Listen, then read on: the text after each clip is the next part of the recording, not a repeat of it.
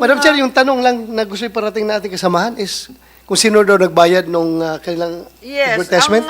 ang pinag-usapan kanina, no, Mr. Oñate, na yung 55 million sinagot nung una ni Mr. Oñate, tama po ba yung kalahati? Pagkatapos, nung hinihingi natin yung listahan ng mga donors nung kabilang kalahati, medyo kinabahan na yung mga donors na iba, ayaw ilabas yung pangalan nila, kaya binayaran na rin lang yung other half ni Mr. Oñate. So, bale yung buong 55, siya nang sumagot. Okay. I returned their contributions because they didn't want their names to be divulged. They didn't want their names to be revealed. So I just returned their contributions. Sinabi ko nga na pwede naman mag-executive session or witness protection kasi nagawa na natin. Pero yun nga, babalikan na lang ni Mr. Oñate yung mga kausap niya. They Madam are Chair. concerned about their privacy. Pwede mo malaman, Madam Chair, what's the nature of work ni Mr. Noel Oñate? And he's willing to pay the 55 million. Kasi sa akin, napakalaking halaga na yan eh.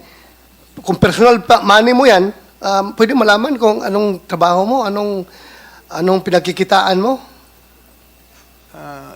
Yeah, because it's been my advocacy for the past 28 years.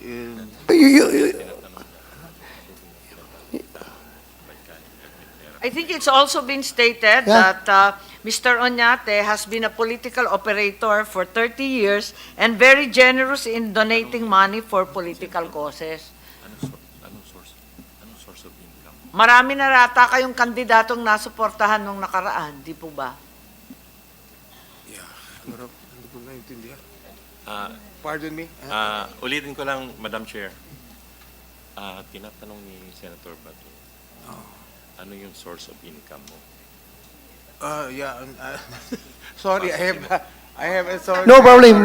We No understand problem. your predicament. We're Please. all going that way I po. think I declared it during the first session.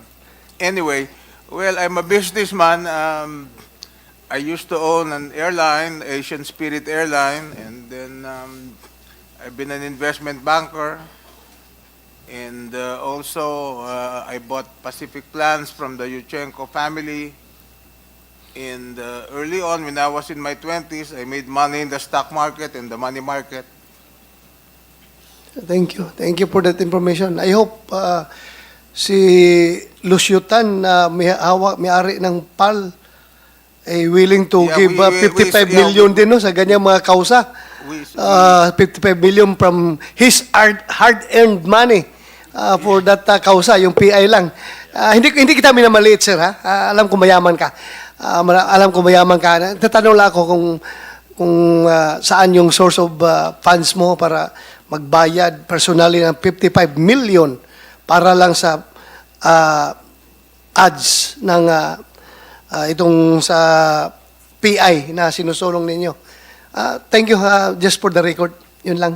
Gusto lang marinig kasi yung ibang kasama namin, wala during the last hearing, nagmumonitor lang ngayon, gusto lang malaman kung sino daw, saan galing yung pondo mo. Yun lang. Thank you. Thank you, sir. Thank you. Thank you, Madam Chair. Kung sakaling natuloy, tinatanong din na nung ibang kasamahan namin, kung sakaling natuloy yung communications plan na 211 million, sasagutin rin ninyo. Ang bigat na eh. Wala namang usapan na hanggang 200 million yung 55, okay lang. Yung 200, medyo siguro mag-iisip ako. Hindi, pero saan nyo naisip nyo na ba o napagplanuhan nyo na ba kung saan nyo kukunin yung remaining balance? Kasi 55 million lang yung na-raise, pero ang billing is 211 million. Well, I was told by my lawyers I'm just supposed to pay 55 million. Kasi yung 200 million, I think was for an 8-week campaign. Itong lumabas na ad made and produced by Mr. Greg Garcia was only aired for 4 days. Pero it caused a lot of discussion and all that. So Pero ang goal ho was to spend 211 million eh. So, napagplanuhan nyo na ho ba kung saan nyo kukunin yung 211 million? Kasi your comp plan was supposed to be for 8 weeks. So naisip niyo na ho ba kung saan niyo kukunin yung 211 million? Yeah, the initial payment was, out of the 211, the initial payment was 55 million. So saan niyo ho balak kunin yung remaining balance? Hindi ko naman, I did not commit to pay for the remaining balance. I Hindi, pero only committed to pay for the 55 hindi, million. sino nga hong naiisip nyo na magpupuno ng balanse? Kasi you told the network that you're willing to do a 8-week comp plan. So, syempre, kailangan may magbayad ng 8-week comp plan nyo. You're only willing to pay 55 million. Well, technically nga, 27 million lang. Kaso lang nag-back out yung mga donors. So, saan nyo ho naiisip na kukunin yung balanse?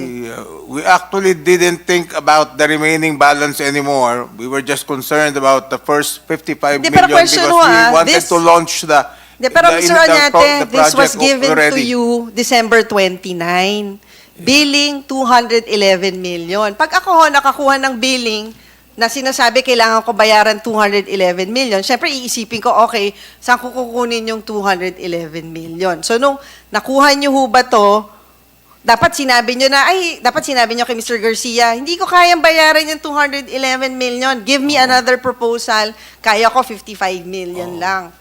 May ganun ho ba kayong instructions kay Mr. Garcia na to scale down the placement because hindi niya talaga afford itong 211 million noong December The 211 million, from what I know, was not payable immediately. It was to be paid in batches. hindi. Sino So nga we ho did not- magbabayad we did ng not- batch? At that Yung time, next I batch. didn't think about Next batch. the second batch or the third batch or the fourth batch. I just thought about the first batch. So parang hindi din ho comprehensive yung comp plan nyo kasi hindi nyo pa ho alam kung sino magbabayad nung next phase ng comp plan nyo. Well, we were thinking maybe we can get some donors or some people. If the advertisement is successful, then money will start to trickle in. Money will come. We always assume that. Na parang it will come. Yeah, parang it will come. Yeah.